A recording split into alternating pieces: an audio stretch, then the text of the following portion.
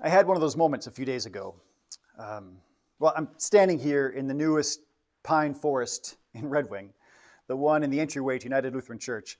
We have spent so much time putting together this outdoor worship for tomorrow night, this Christmas Eve outdoor worship. We had this beautiful vision back in October of a perfect 30-degree night, gentle snow falling around us as we sang Silent Night around these fires. And so we decided to go all out on it.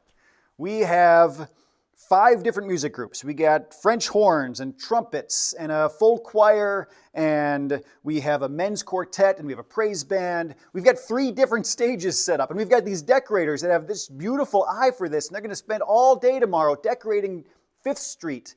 So it will be just winter wonderland. It's going to be beautiful. And we've got hot chocolate, and we have an army of men putting together these fire barrels, and we have ice luminaries lining the street on both sides.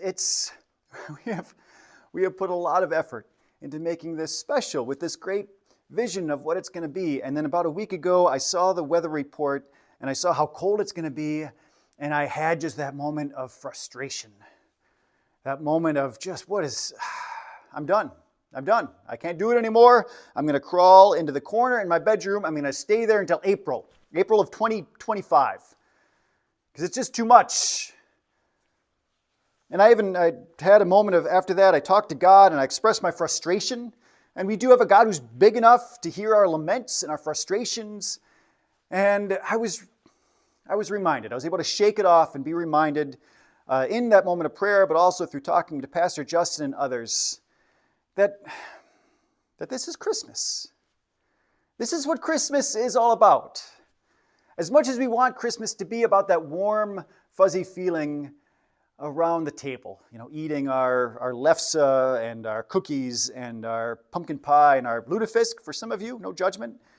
As much as we want Christmas to be about the presents and about the stockings and about all those different stories we tell around those things, as much as we want Christmas to be about that, that's not really Christmas. Christmas is God loving us so much, He entered into our world through a dark, terrifying night, through a young couple that had no idea what was going on, that was going through the dangerous experience of childbirth without any support or help in a strange city in the middle of the night. God entering into our world through that mess and chaos. That's Christmas. Christmas is God's love shining in the darkness. And so tomorrow, it's going to be cold, and my fingers are going to ache, and my toes are going to go numb. And I've come to peace with that. Because as we gather, whoever gathers with us, we are going to be surrounded by the love of God. We are going to be worshiping the God who comes into the cold, into our brokenness, into the darkness, no matter what. As we worship tomorrow, wherever we worship, we are celebrating the promise of Christmas, the promise of what Paul writes about in Romans chapter 8, that there's nothing that can separate us from the love of God. Not angels, not powers, not things present, not things to come, not height, not depth, not global pandemics, not the freezing cold. Nothing can separate us from the love of God in Christ Jesus our Lord. So we will gather tomorrow. We'll gather outside, and it'll be about 8, 9, 10 degrees, and we'll hear the music surround us, and we won't feel our fingers, and our face is going to go numb.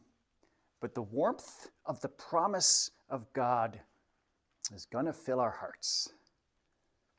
So wherever you worship tomorrow, whether you worship online, which is also going to be wonderful, whether you worship in a whole different congregation in another continent, or whether you join us out on 5th Street in the cold, it is going to be a Merry Christmas.